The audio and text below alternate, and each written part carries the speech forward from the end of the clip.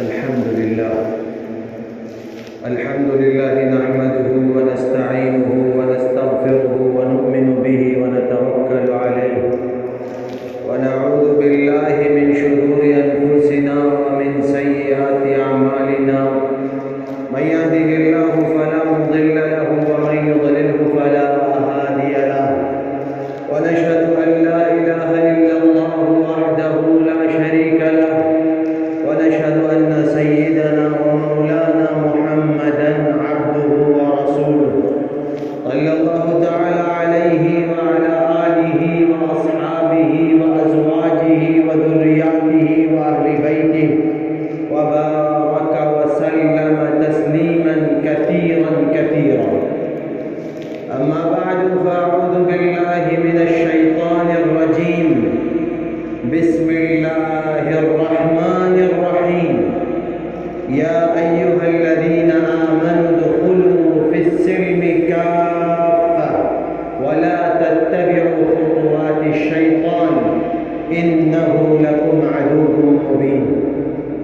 وقال النبي صلى الله عليه وسلم: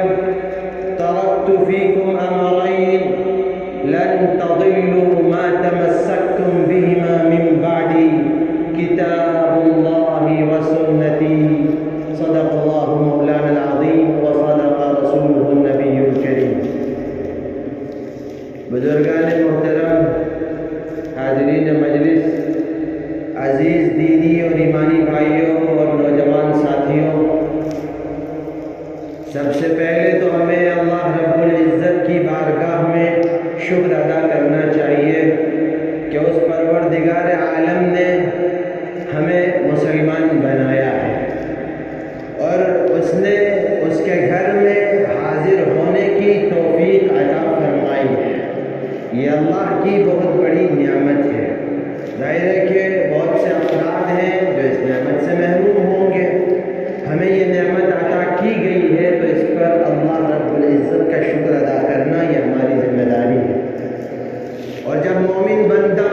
اللہ کی نعمتوں پر اللہ کا شکر ادا کرتا ہے تو پھر اللہ رب العزت نعمتوں میں مزید اضافہ کرتے ہیں. قرآن پاک میں یہ بات فرمائی گئی ہے کہ لئن شکرتم لأزیدنکم وَلَئِن كَفَرْتُمْ إِنَّ عَذَابِي لَشَدِيدٌ. لوگوں، اگر تم شکریہ ادا کرو گے میری نعمتوں پر تو میں ضرور اور زیادہ بڑھا کر اضافہ کر کے عطا کروں گا. نعمتوں میں اضافہ کروں گا، اس کو بڑھاؤں گا. اور اگر تم نے ناشکری کی تو پھر میرا عذاب بڑا سخت ہے. تو انسان اللہ کی نعمتوں پر اللہ کا شکر ادا کرے، یہ انسان کی ذمہ داری ہے. ارے بزرگوں، اللہ رب العزت نے اپنے آخری نبی محمد عربی صلی اللہ علیہ وسلم کو اس دنیا میں بھیجا. آپ پوری انسانیت کی اصلاح کے لیے دنیا میں تشریف لائے. آپ کو مبعوث کیے جانے کا، بھیجے جانے کا جو مقصد تھا وہ یہ تھا کہ پوری انسانیت کی اصلاح ہو، پوری دنیا کے اندر سدھار کا کام کیا جائے اور جو انسانیت بگڑ گئی ہے اس کو سدھارا جائے، جو انسانیت راہ سے بھٹک گئی ہے اس کو راہ دکھائی جائے. جس انسانیت کا تعلق اپنے خالق سے، اپنے مالک سے، اپنے اللہ سے، پیدا کرنے والے سے ٹوٹ گیا ہے، اس تعلق کو پھر جوڑا جائے، اللہ سے دوبارہ پھر کنیکٹ کیا جائے. اللہ یہ کہ پوری انسانیت کی اصلاح کی مہم لے کر حضور اکرم صلی اللہ علیہ وسلم چلے تھے. اور تاریخ جاننے والے جانتے ہیں، ہمارے سامنے وہ صورتحال بھی ہے کہ جس وقت حضور اکرم صلی اللہ علیہ وسلم کو دنیا میں بھیجا گیا بحیثیت آخری نبی کے، اس وقت دنیا کی کیا صورتحال تھی. اس وقت کی انسانیت ایسا لگتا تھا کہ بس کھائی میں گرنے والی ہے. ہر طرف اندھیرا چھایا ہوا تھا، ہر طرف ظلم و جہالت کا دورہ تھا، ہر طرف زیادتیاں کی جا رہی تھی. لوگ اپنے اللہ کو بھول چکے تھے، توحید کی صدا ختم ہو گئی تھی، دبا دی گئی تھی اور وہ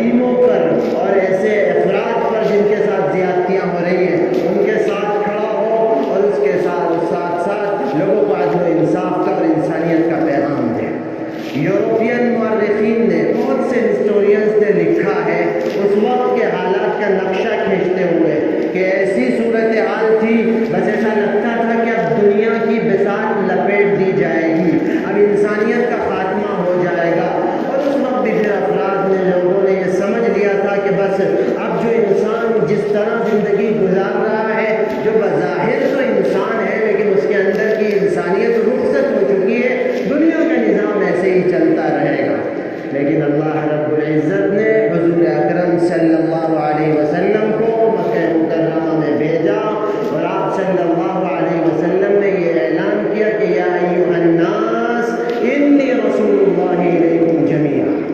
یہ قرآن نے نبی پاک علیہ السلام کی زبانی لوگوں تک یہ پیغام پہنچایا، یہ میسج پہنچایا کہ لوگوں میں تم سب کا نبی ہوں۔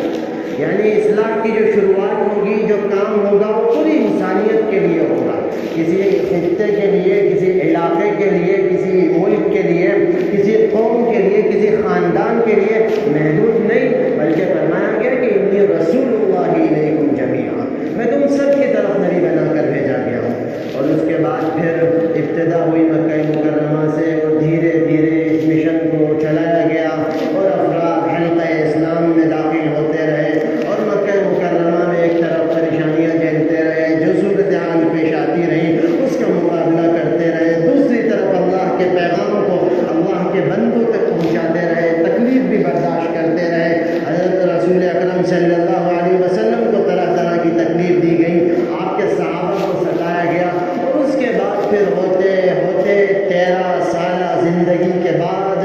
یہ ہجرت کا واقعہ پیش آیا، اور پھر مدینہ اسلامک سینٹر بنا،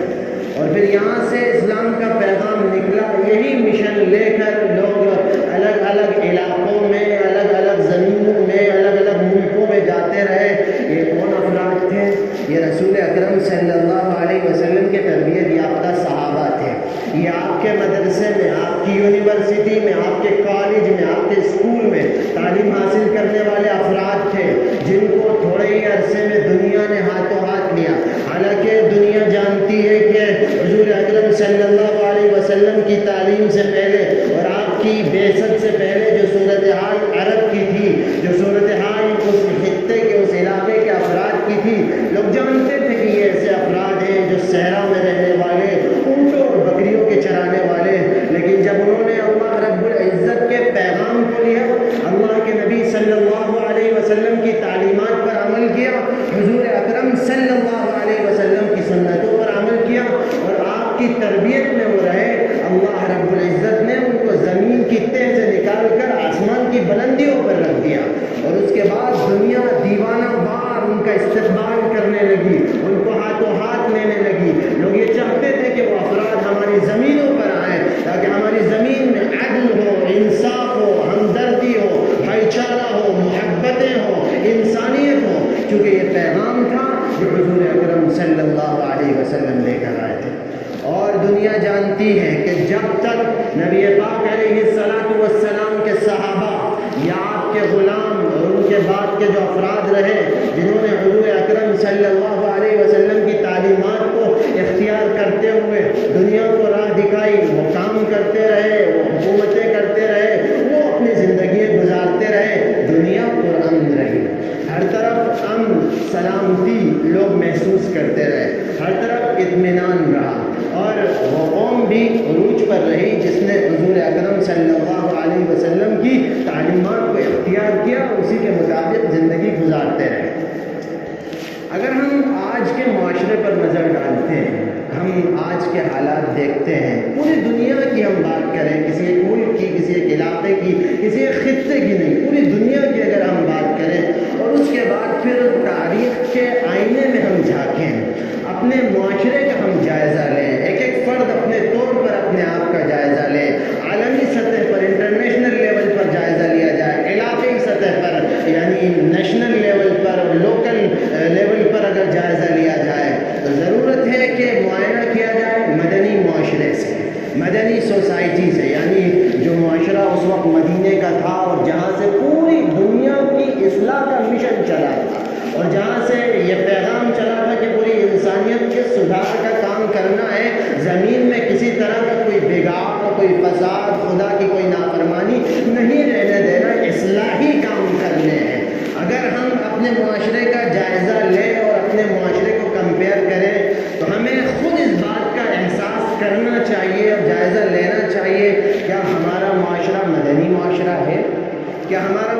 محمدی معاشرہ ہے، کہ ہمارا معاشرہ عملی طور پر پریکٹیکلی اسلامی معاشرہ ہے، اس بات پر غور کرنے کی ضرورت ہے۔ اور اس میں کوئی شک نہیں ہے کہ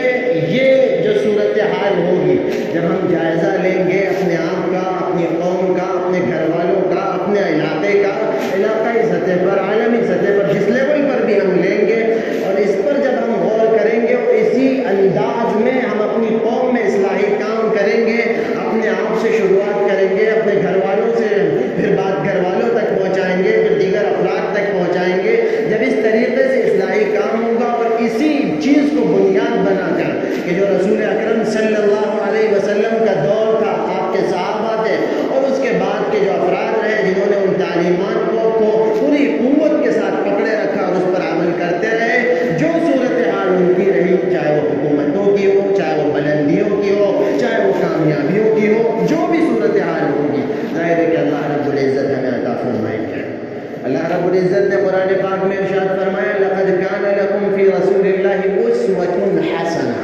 اللہ کے رسول صلی اللہ علیہ وسلم کی پوری زندگی، آپ کی ذات مبارکہ تو ہے ہی، آپ کی پوری زندگی، آپ کے آس پاس رہنے والے افراد، آپ کے دور کے لوگ، اس وقت کے افراد، یہ سب امت کے لیے نمونہ ہے، انسانیت کے لیے نمونہ ہے۔ انسان کے لیے ضروری ہے کہ وہ اپنا کمپیریزن اس معاشرے سے کرے، اس صورتحال سے کرے، اس دور کے افراد سے کرے، ان لوگوں سے کرے، اور اس کے بعد وہ یہ دیکھے، یہ ٹیسٹ کرے، یہ جائزہ لے کہ کیا اس کے اندر سنتوں پر عمل کرنے کی ویسی ہی قوت، ویسی ہی شدت، ویسی ہی طاقت موجود ہے، کیا اس کا تعلق قرآن پاک سے اسی طرح کا ہے کہ جس طرح ہونا چاہیے، کیا اس کی زندگی اس طرح گزر رہی ہے جو قرآن کی مطلوبہ زندگی ہے، جو حضور اکرم صلی اللہ علیہ وسلم کی منشاہی زندگی ہے، جس کی طرف آپ نے اپنے صحابہ کو دعوت دی اور جو پیغام امت کے لیے چھوڑا ہے، کہ ہماری زندگی اس طرح گزر رہی ہے،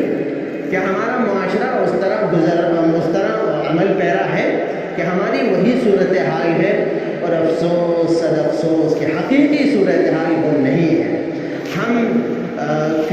کتنی بھی تقریریں کریں، باتیں کریں، ڈسکشن کریں، طرح طرح کے تبصرے کریں، گفتگو کریں، جو بھی بات کریں، لیکن جب ہم پریکٹیکل لائف کی طرف آتے ہیں، جب ہم اپنی عملی زندگی کا جائزہ لیتے ہیں، جب ہم اپنے اعمال کی طرف دیکھتے ہیں، تو پھر ہمیں اس میں ڈھونڈنا ہے اللہ کی وحدانیت کو، اللہ کے ایک ہونے کو، ہمیں اس میں تلاش کرنا ہے اسلامی ماحول کو، ہمیں اس کے اندر تلاش کرنا ہے اپنی روزمرہ کی زندگی میں اسلامیات کو، کہ ہماری زندگی میں اسلامیات کتنی ہیں۔ ہم زبان سے کہتے ہیں لا الہ الا اللہ محمد الرسول اللہ، اللہ ہی صرف عبادت کے لائق ہے، اس کے علاوہ کسی کے آگے سر نہیں جھکایا جا سکتا، اسی سے مدد مانگی جائے گی، اس کی عبادت کی جائے گی، ہر لمحے اٹھتے بیٹھتے زندگی کے ہر پہلو پر صرف اللہ ہی کو یاد کیا جائے گا اور اسی سے مدد مانگی جائے گی۔ ہر شخص یہ بات زبان سے کہتا ہے، ہر شخص یہ بات کہتا ہے کہ مجھے اقرار ہے کہ اللہ ایک ہے اور وہ ہمارا رب ہے، ہر بات ہمیں اسی سے کہنی چاہیے، ہر چیز اسی سے مانگنی چاہیے، اس سے ہمارا تعلق ہونا چاہیے۔ لیکن اگر عملی زندگی میں یہ چیز نہیں ہے تو پھر یہ فکر کا پہلو ہے،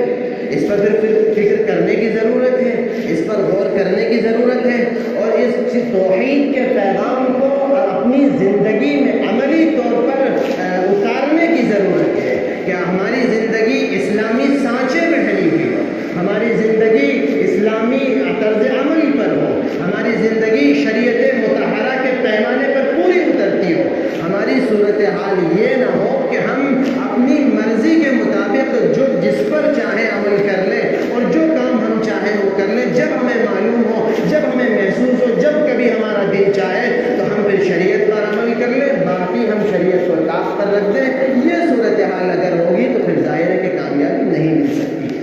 قرآن پاک کی جس آیت کریمہ سے میں نے بات کی ابتدا کی، یا ایھا الذین آمنوا ادخلوا فی السلم کافۃ، اس آیت میں اللہ رب العزت نے فرمایا ایمان والو سلم میں، اسلام میں پورے داخل ہو، ولا تتبعوا خطوات الشیطان، شیطان کی پیروی مت کرو، اس کے پیچھے مت بھاگو، ادھر ادھر کے راستوں کو اختیار مت کرو۔ ایک راستہ ہے جس کو تم ہر نماز میں مانگتے ہو، اہدنا الصراط المستقیم، اللہ میں سیدھے راستے پر چلا، اس راستے پر عمل کرنا پڑے گا۔ نبی پاک علیہ الصلوۃ والسلام کی سنتوں کو، آپ کے طریقے کو، آپ کے صحابہ کی طرز زندگی کو اپنی زندگیوں میں اختیار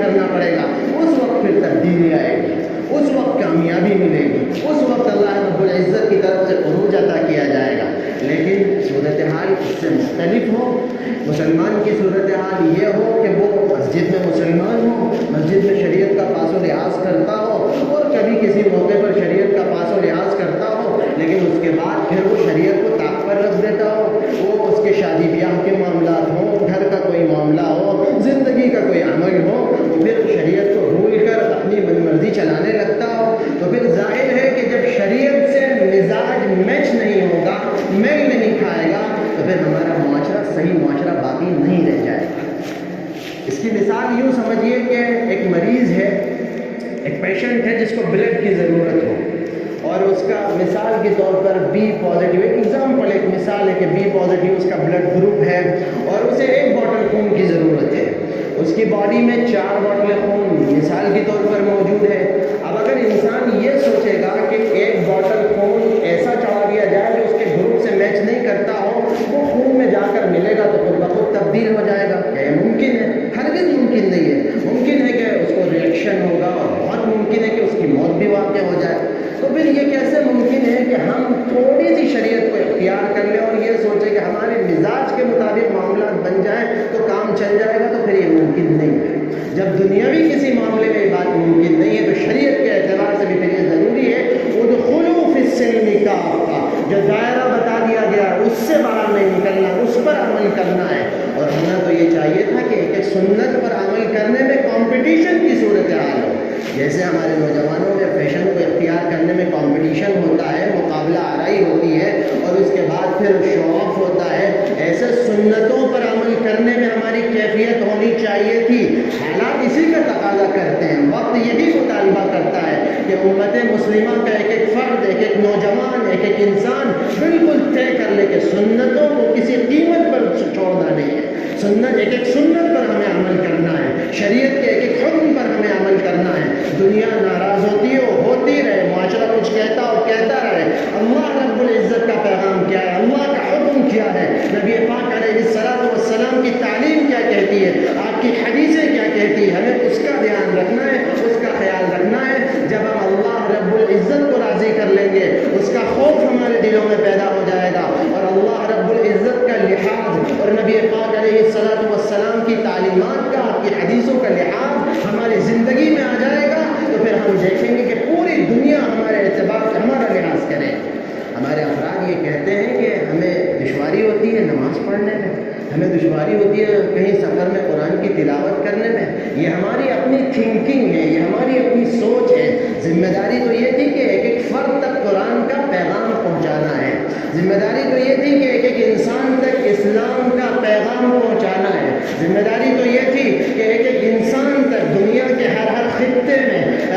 نبی پاک علیہ السلام کا پیغام لوگوں تک پہنچانا ہے۔ اور ظاہر ہے کہ یہ کام کیسے ہوگا؟ نمونہ ہمارے سامنے موجود ہے، عملی طور پر کر کے دکھانا پڑے گا، عملی پریکٹیکلی انٹروڈیوس کرانا پڑے گا، اس وقت یہ صورتحال ہوگی۔ دنیا اس کو ہاتھوں ہاتھ لے گی، ورنہ زبان سے کہنے سے وہ بات نہیں ہوگی جو ایک انسان کے پریکٹیکل کو دیکھ کر ہوگی۔ ہم سب جانتے ہیں کہ جب کسی چیز کو کوئی تجربہ پیش کیا جاتا ہے، کوئی فارمولہ پیش کیا جاتا ہے، کوئی انسان اپنے تجربات کو پیش کرتا ہے تو پریکٹیکل ریزن بھی شو کرتا ہے، دکھاتا ہے کہ یہ میں نے ایکسپیریمنٹ کیا اور یہ پریکٹیکلی اس کا فائدہ ہے، اس لیے میں یہ فارمولہ پیش کر رہا ہوں۔ 1450 سالہ تجربہ ہمارے پاس ہے، اس کو اگر ہم اختیار کریں گے اور اس کے بعد پھر عملی طور پر ہم دنیا کے سامنے دکھائیں گے، پھر دنیا کو معلوم ہوگا کہ اسلام کا پیغام کیا ہے اور کیسے ہوتے ہیں اسلام کے ماننے والے، کیسا ہوتا ہے اسلامی معاشرہ۔ یہ ہماری اور آپ کی ذمہ داری ہے، اور اس وقت کے حالات میں بہت زیادہ ضروری ہے کہ انسان قرآن سے جڑے۔ قرآن ہماری ہر جگہ رہنمائی کرتا ہے، ہمیں راہ دکھاتا ہے، ہمیں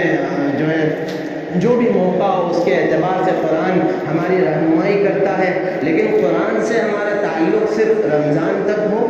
کسی کی ایصال ثواب تک ہو، کبھی تھوڑا بہت پڑھ لیا اس طریقے پر ہو۔ قرآن کا ہر حرف ہماری زندگی ہونی چاہیے، قرآن کی ایک ایک آیت ہماری زندگیوں میں ہونی چاہیے، قرآن ہماری زندگیوں کا حصہ ہونا چاہیے کہ ایک انسان صبح کرے تو نماز کی بعد اس کی دن کی شروعات قرآن سے ہو، رات میں سوئے تو اس کی دن کا خاتمہ وہ قرآن سے ہو، اس کی دنیا اور ہر کوئی بھی کام ہو تو اس میں قرآن شامل ہو، جیسے ہمارے لوگ کرتے ہیں، نوجوان کرتے ہیں، میوزک کو شامل رکھتے ہیں، اور یہ کہتے ہیں موٹیویشن ملتا ہے. بڑی خراب صورتحال اس وقت کے معاشرے کی ہے. موٹیویشن ملتا ہے اور ہمیں بہت زیادہ سکون ملتا ہے. ایسی خطرناک سنگین صورتحال ایسے افراد کی ہوتی ہے، ذہنی طور پر پریشان ہوتے ہیں، اپنے کاموں پر کانسنٹریٹ نہیں کر پاتے، رات کی نیندیں ان کی حرام ہوتی ہیں صرف میوزک کی وجہ سے. اگر آپ قرآن کو سنیں گے، الا بذکر اللہ تطمئن القلوب، اگر قرآن سے جڑیں گے، قرآن کو سنیں گے، قرآن کو اپنی زندگی کا حصہ بنائیں گے، اس کو اپنی زندگی میں شامل کریں گے، اس پر عمل کریں گے، تو کبھی ڈپریس نہیں ہوں گے، کبھی ڈپریشن کا شکار نہیں ہوں گے، کبھی ذہنی الجھن کا شکار نہیں ہوں گے، کبھی پریشان نہیں ہوں گے، کبھی بہت ساری جو پریشانیاں ہوتی ہیں رات کو نیند کی اور بہت سی ایسی چیزیں ہوتی ہیں وہ ساری ختم ہوں گی اور دل و دماغ سکون میں رہے گا. اللہ کے کلام میں یہ تاثیر موجود ہے. لیکن بات وہیں پر آتی ہے کہ میں نے جو جہاں سے شروعات کی تھی کہ ہمارا معاشرہ کیا حقیقی اسلامی معاشرہ ہے یا صرف رسمی اور نامی اسلامی معاشرہ ہے؟ اس پر سب سے زیادہ غور کرنے کی ضرورت ہے. اس وقت سب سے زیادہ فکر کی بات یہی ہے کہ ہمارے اندر شریعت کا کتنا حصہ باقی رہ جاتا ہے، ہمارے اندر شریعت کتنی باقی رہ جاتی ہے کہ ہماری زندگی کے ایک ایک کام میں، اور یہ کہا جائے کہ لائف کے ایک ایک اسٹیپ پر، ایک ایک قدم پر، کہ ہمارے دل میں اس بات کا احساس رہتا ہے کہ ہمیں شریعت کو مد نظر رکھنا ہے. اللہ کا خوف ہمارے دل میں ہوتا ہے کہ ہمیں اللہ کے حکم کو ماننا ہے، اس پر عمل کرنا ہے، اس کے خلاف تو کوئی ہمارا کام نہیں ہو رہا ہے. بہت سارے افراد یہ کرتے ہیں، حقیقی صورتحال ہے جب معلوم ہوتا ہے کہ اگر لگتا ہے کہ کسی چیز میں مسئلہ معلوم کرنا چاہیے، پوچھنا چاہیے، تو فوراً مسٹر گوگل سے پوچھا جاتا ہے کہ فلاں چیز پہ کس طرح عمل کیا جائے، انٹرنیٹ کا سہارا لیا جاتا ہے. کیا انسان بیمار ہوتا ہے تو دوا کا فارمولہ انٹرنیٹ سے دیکھتا ہے؟ کیا انسان جب پریشان ہوتا ہے تو وہ یہ کرتا ہے کہ مجھے بخار ہے، مجھے سخت بیماری ہے، کہ کوئی بھی فارمولہ موجود ہے کیمسٹری اور فزکس کے فارمولے، دواؤں کے فارمولے، اس کو نکال کر میں خود اپنا علاج کر لوں؟ کیا ضرورت ہے مجھے اسپیشلسٹ کے پاس جانے کی؟ ہرگز یہ نہیں ہوتا ہے کہ انسان جب بیمار ہوتا ہے تو وہ تلاش کرتا ہے اسپیشلسٹ کو، کہ اسپیشلسٹ کے پاس جایا جائے، کوئی ایسا ڈاکٹر ہو جو بہترین دوا تجویز کرے اور ہم فوراً ٹھیک ہو جائیں. ایسے انسان کے پاس وہ جاتا ہے. اور اس کے بعد پھر مزید آگے کہ جب انسان کسی ڈاکٹر کے پاس جائے اور ڈاکٹر جو دوا اس کو تجویز کرے کہ یہ میڈیسن آپ کو لینی چاہیے اور فلاں چیز سے آپ کو پرہیز کرنا چاہیے ورنہ آپ کی بیماری میں اضافہ ہو سکتا ہے، آپ کے لیے خطرہ بن سکتا ہے، آپ کے بدن میں پوائزن پھیل سکتا ہے، باڈی میں زہر آپ کے پھیل سکتا ہے. جب یہ صورتحال ہوتی ہے تو انسان کیا کرتا ہے؟ دوا کھاتا ہے اور جو چیزیں بچنے کی ہیں ان سے پرہیز کرتا ہے. اگر کوئی انسان اس کے خلاف کرے، وہ دواؤں کو پھینک دے، نہ کھائے، اور جو چیزوں کا پرہیز بتایا گیا اس کو اختیار کیا جائے، تو کیا معاشرہ اس کو صحیح عقل مند انسان کہے گا؟ ہرگز نہیں کہے گا. لوگ کہیں گے کہ شاید عقل نہیں ہے، بیوقوف ہے، دماغ نہیں ہے ان کے پاس، ایسا کام کر رہے ہیں جس چیز سے منع کیا گیا اس پر عمل کر رہے ہیں، جس سے جو چیز تجویز کی گئی اس کو پھینک رہے ہیں. ہمارے پاس اسلامی تعلیمات، اسلامی تاریخ، قرآن بلیو پرنٹ کی حیثیت سے موجود ہے. ہمارے پاس ہر لمحے رہنمائی کرنے والا قرآن ہر وقت موجود ہے. ہمارے پاس تجربات موجود ہیں، ہمارے پاس تاریخ موجود ہے، لیکن اس کے باوجود ہم اس پہ اختیار نہیں کر رہے ہیں. تو ظاہر ہے کہ یہ عقل مندی کا ثبوت نہیں ہے.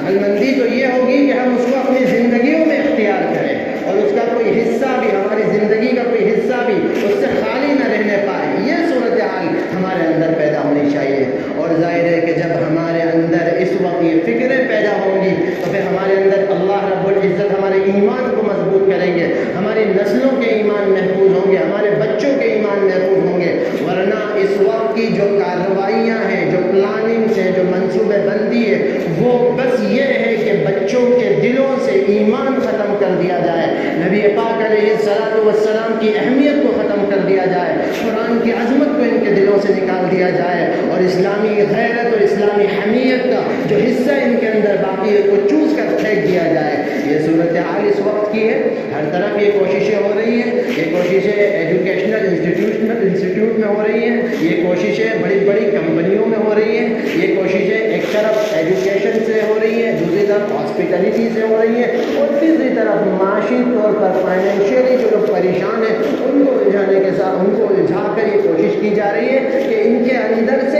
ایمان کو ختم کر دیا جائے. کتنی زیادہ فکر کی بات ہے، کتنی زیادہ خطرناک اور افسوسناک بات ہے کہ ہم کیسے چین سے بیٹھ سکتے ہیں. اگر کہیں پر کسی کو معلوم ہو کہ کسی علاقے میں کوئی جانور مثال کے طور پر موجود ہو جو مضر ہو اور ایسا جانور ہو کہ جو جان لے سکتا ہو، تو انسان کیا کوشش کرتا ہے کہ اس کا بچہ کمفرٹ زون میں ہو، سیف زون میں ہو، ایسا نہ ہو کہ جانور آ کر اس پر حملہ کرے، اس کو اچھل لے جائے۔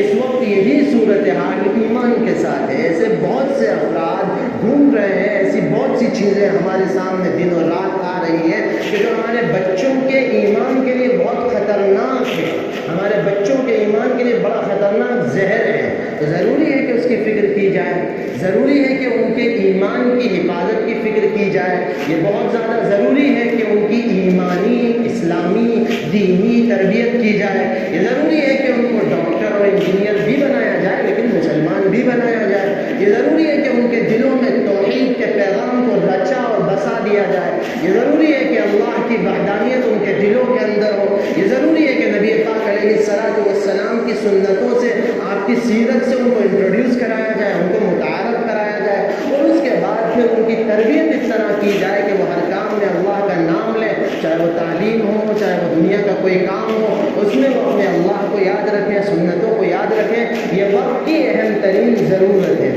اور قرآن نے بہت خاص انداز میں اس کا پیغام امت مسلمہ کو دیا ہے۔ فرمایا گیا کہ ام کنتم شہداء اذ حضر یعقوب الموت اذ قال لبنیہ ما تعبدون من بعدی۔ حضرت یعقوب علیہ السلام کا واقعہ نقل کیا گیا سورۃ البقرہ میں۔ فرمایا گیا کہ یہودی الزام لگاتے تھے، یعقوب علیہ السلام نے یہودیت اختیار کر لی تھی اور طرح طرح کے الزامات ان پر تھے، تو قرآن نے اس کا جواب بھی دیا۔ وہ صرف جواب نہیں، پوری امت مسلمہ کے لیے پیغام ہے۔ فرمایا گیا کہ کیا تم اس وقت موجود تھے جب یعقوب علیہ السلام کی موت کا وقت آیا؟ حضرت یعقوب علیہ السلام اللہ کے نبی، ان کے بیٹے یوسف علیہ السلام اللہ کے نبی، ان کے یعنی یعقوب علیہ السلام کے والد حضرت اسحاق اللہ کے نبی، ان کے والد حضرت ابراہیم اللہ کے نبی، نبیوں والا خاندان کتنا زبردست خاندان رہا ہوگا، کتنا بہترین گھرانہ رہا ہوگا۔ ظاہر سی بات ہے کہ جو نبی ہوتے ہیں وہ اللہ کے سب سے برگزیدہ نبی بندے، سب سے چہیتے بندے ہوتے ہیں۔ کیا ماحول ان کے گھر کا رہا ہو، باپ بھی نبی، دادا بھی نبی، بیٹے بھی نبی، پورا نبوت والا خاندان ہے، لیکن انہوں نے اپنے بیٹوں کو، اپنے خاندان کے لوگوں کو، اپنے پوتوں کو، سب کو جمع کیا اور ان سے یہ پوچھا کہ ما تعبدون من بعدی، میرے بعد تم کس کی عبادت کرو گے؟ یہ تربیت کا پیغام تھا پوری امت کے لیے۔ ایک نبی جو جن کے بیٹے بھی نبی ہیں، وہ اپنے گھر والوں سے پوچھ رہے ہیں ما تعبدون من بعدی، میرے بعد تم کس کی عبادت کرو گے؟ یعنی وہ یہ دیکھ رہے تھے، یہ تربیت کر رہے تھے کہ ان کے دلوں میں اللہ کا پیغام ہے یا نہیں ہے، ان کے دلوں میں وحدانیت ہے یا نہیں ہے، ان کی مزید مجھے تربیت ایسی کرنا ہے، اور زیادہ ان کو پکا کرنا ہے۔ اب ہمیں یہ سوچنا چاہیے کہ جب ایک ایسے گھرانے کا ایک فرد، ایک اللہ کے اتنے برگزیدہ نبی جب اس طریقے سے فکر کر رہے ہیں، تو کہ آج کے اس دور میں ہماری اور آپ کی کیا ذمہ داری بنتی ہے؟ کتنی زیادہ ہمیں فکر کرنی چاہیے۔ دن و رات ہمیں اپنے بچوں کو ایمانی اسلامی تعلیمات دینی چاہیے، دن و رات ہمیں انہیں اللہ رب العزت سے جوڑنے کی کوشش کرنا چاہیے۔ ان سب نے حضرت یعقوب کے گھر والوں نے ایک زبان ہو کر کہا نعبد الہ و الہ آبائی، ہم آپ کا اور آپ کے باپ دادا کے رب کی ہی عبادت کریں گے، ہم ایک اللہ کی عبادت کریں گے۔ ظاہر ہے کہ اس کے بعد پھر وہ مطمئن ہوئے ہوں گے، لیکن یہ پیغام امت مسلمہ کے لیے دیا گیا اور یہ سمجھا جائے کہ اس وقت کے حالات میں، اس دنوں میں خاص طور پر یہ قرآن چیخ چیخ کر امت کے ایک ایک فرد سے کہہ رہا ہے کہ یا ایھا الذین آمنوا قوا انفسکم واہلیکم نارا، اے ایمان والو اپنے آپ کو اور اپنے گھر والوں کو جہنم کی آگ سے بچا لو، اپنے معصوم بچوں کو جہنم کی آگ سے بچا لو۔ تم جانتے نہیں ہو کہ اگر انہوں نے اس وقت تم نے ان کی تربیت نہیں کی، ان کے ایمان کی فکر نہیں کی، ان کے اسلام کی فکر نہیں کی، ان کے مستقبل کی فکر نہیں کی، تو خدا نخواستہ ایسا نہ ہو کہ یہ ایمان سے محروم ہو جائیں اور جو پلاننگ ان کے خلاف کی گئی ہے غیر لوگ اس میں کامیاب ہو جائیں۔ سب سے قیمتی اللہ کی جو دولت ہے، سب سے اہم جو چیز ہے وہ ایمان ہے جو ہمیں اللہ نے عطا کیا ہے، اس کو باقی رکھنا اور اپنے اندر اسلامیات کو باقی رکھنا یہ وقت کی اہم ترین ضرورت ہے۔ یہ ضرورت ہے ایک فرد کے لیے کہ وہ اپنے اندر یہ جذبہ پیدا کر لے کہ کوئی کام بھی سنت کے خلاف نہیں ہوگا، کوئی کام بھی شریعت کے خلاف نہیں ہوگا، چاہے کچھ بھی ہو جائے ہمیں شریعت کا دامن نہیں چھوڑنا ہے، ہمیں سنتوں کو اپنے ہاتھ سے نہیں چھوڑنا ہے، ہمیں ایک ایک فرد کو یہ عہد کر لینا ہے کہ ہر سنت پر ہم عمل کریں گے اور زندگی کا ایک ایک حصہ، ایک ایک لمحہ ہم نبی پاک علیہ الصلوۃ والسلام کی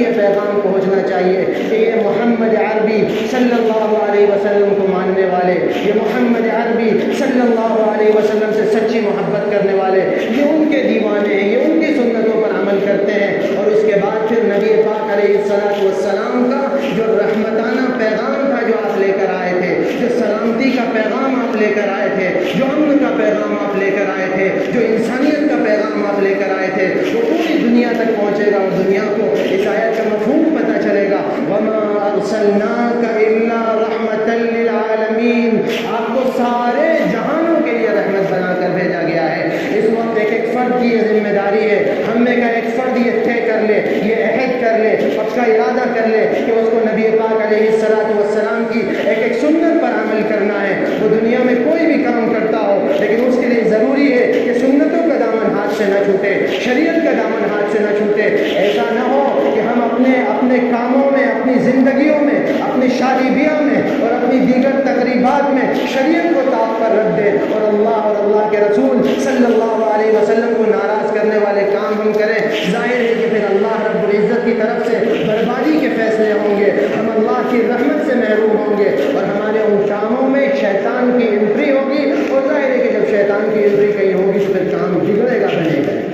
اس لیے مسلم معاشرے کی اس وقت اہم ترین ذمہ داری ہے، ایک فرد کی ذمہ داری ہے، اور ہمیں یہ مہم اپنے گھروں سے چلانے کی ضرورت ہے، اپنے محلوں سے چلانے کی ضرورت ہے۔ ایک فرد جو بات قرآن میں کہی گئی، قُوا أَنفُسَكُمْ وَأَهْلِيكُمْ نَارًا، اپنے آپ کو اور اپنے گھر والوں کو آگ سے بچانا ہے۔ سب سے پہلے ہمیں اپنی ذات کا جائزہ لینا ہے، اپنے آپ کا جائزہ لینا ہے، اپنی شخصیت کا جائزہ لینا ہے کہ ہمارے دن و رات میں کتنی سنتیں ہم سے چھوٹتی ہیں، ہمارے دن و رات میں قرآن کتنا ہماری زندگی میں داخل ہے، ہمارے دن و رات میں ہم کتنی مرتبہ شریعت کی پامالی کرتے ہیں۔ اس پر ہم غور کریں گے، اس پر ہم توجہ دیں گے، اس کے بعد پھر ہم اپنے آپ کو سنتوں کے سانچے میں ڈھالیں گے، اپنے آپ کو ہم شریعت کے سانچے میں ڈھالیں گے، اور اس کے بعد پھر ہم اپنے گھروں میں بچوں کو، بچیوں کو، ماؤں کو، بہنوں کو، بیویوں کو یہ حکم دیں گے، ادخلوا فی السلم کافہ، اے لوگوں شریعت میں، اسلام میں پورے داخل ہو جاؤ۔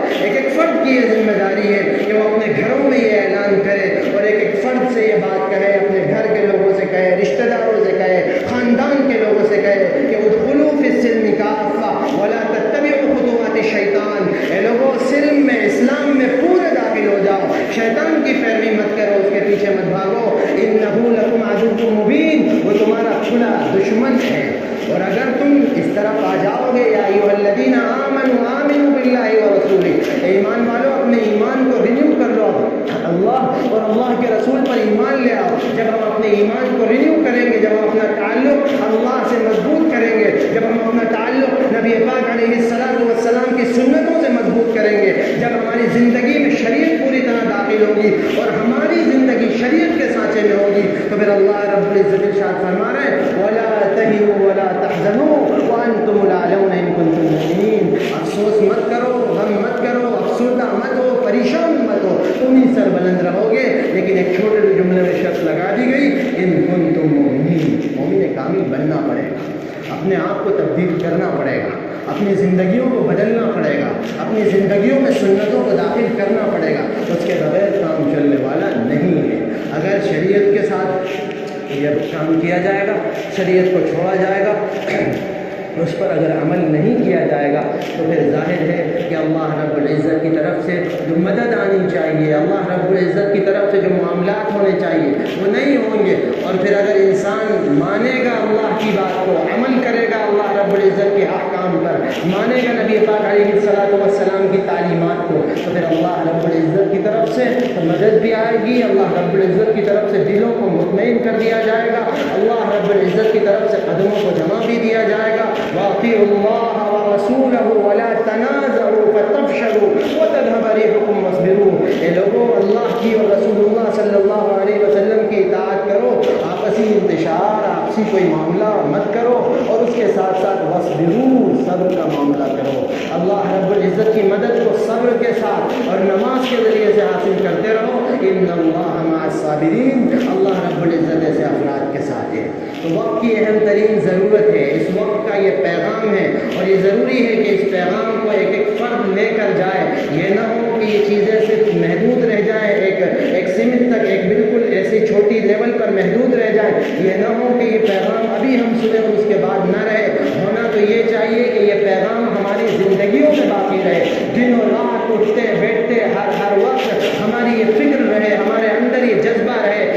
سنت پر عمل کرنا ہے، ہمیں نبی پاک علیہ السلام کی تعلیمات کو اختیار کرنا ہے، ہمیں نبی پاک علیہ السلام کے احکام کو ماننا ہے، ہمیں قرآن کی تلاوت کرنا ہے، اس کو سمجھنا ہے، اس کو سننا ہے، ہمیں اللہ رب العزت کے احکام پر عمل کرنا ہے۔ جب ہماری زندگیوں کی یہ فکر بن جائے گی تو پھر ظاہر ہے کہ ہمارے مسائل خود بخود حل ہوتے چلے جائیں گے۔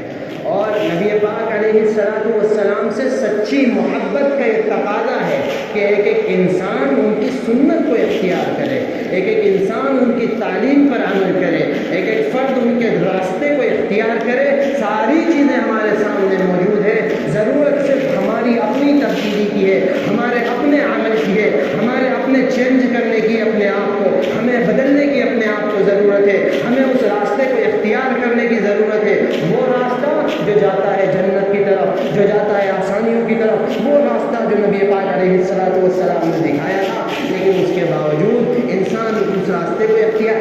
کرے جو پریشانی کا راستہ ہو، جو مصیبت کا راستہ ہو، جو جہنم کا راستہ ہو، اس کو اگر انسان اختیار کرے گا، اس کے سامنے اختیارات ہیں، ضرورت ہے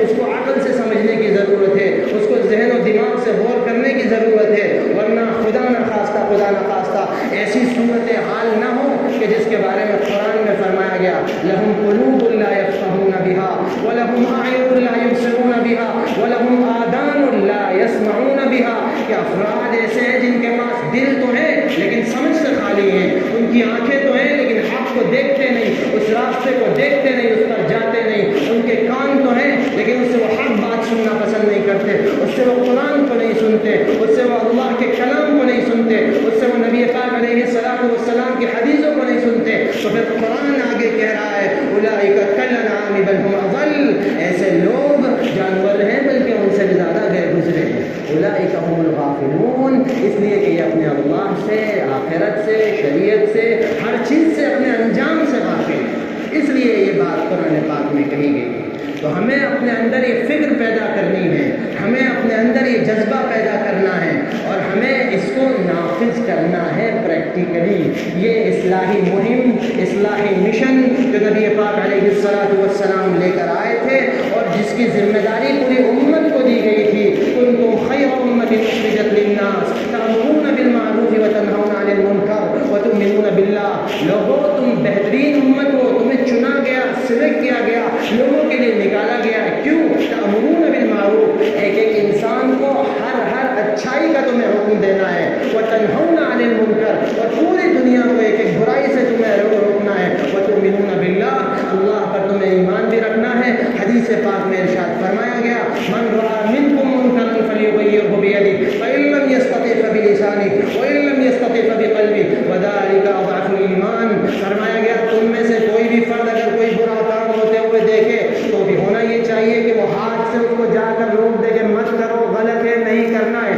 کوئی بھی برائی معاشرے میں دیکھے، کوئی بھی کام شریعت کے خلاف دیکھے، ہماری ایمانی غیرت یہ ہونی چاہیے کہ ہم اس کام کو روکیں۔ فإن لم يستطع فبلسانہ، جو یہ نہیں کر سکتا ہو تو پھر وہ زبان سے برا بھلا کہے، لوگوں کو متوجہ کرے اور کہے کہ یہ غلط ہے، یہ نہیں کرنا ہے۔ وإن لم يستطع فبقلبہ، اور اگر یہ بھی نہیں کر سکتا ہو تو دل میں اس کو برا سمجھے اور ظاہر ہے کہ پھر اس جگہ سے ہٹ جائے، اس میں شریک نہ ہو۔ وذلک اضعف الایمان، یہ ایمان کا سب سے کمزور درجہ ہے۔ اب ظاہر ہے ہمیں خود اپنے ایمان کا اندازہ لگانا ہے، اپنی ایمانی کیفیت کا اور لیول کا اندازہ لگانا ہے کہ ہم برائیوں سے بچتے ہیں یا خدا نخواستہ اس میں شریک ہو رہے ہیں۔ ہمیں ساری چیزیں ہمارے سامنے موجود ہیں، خود اپنے آپ کو چیک کرنا ہے، اپنے آپ کو تبدیل کرنا ہے، اپنی زندگیوں کو بدلنا ہے۔ یہ وقت کی اہم ترین ذمہ داری ہے، اور خاص طور پر آخر میں یہ بات عرض کرنا چاہتا ہوں کہ اس وقت پوری دنیا میں اور خاص طور پر ہمارے ملک میں ہر جگہ یہ ضرورت ہے کہ ہم اپنے گھروں میں اسلامیات بچوں کو، گھر والوں کو بتائیں،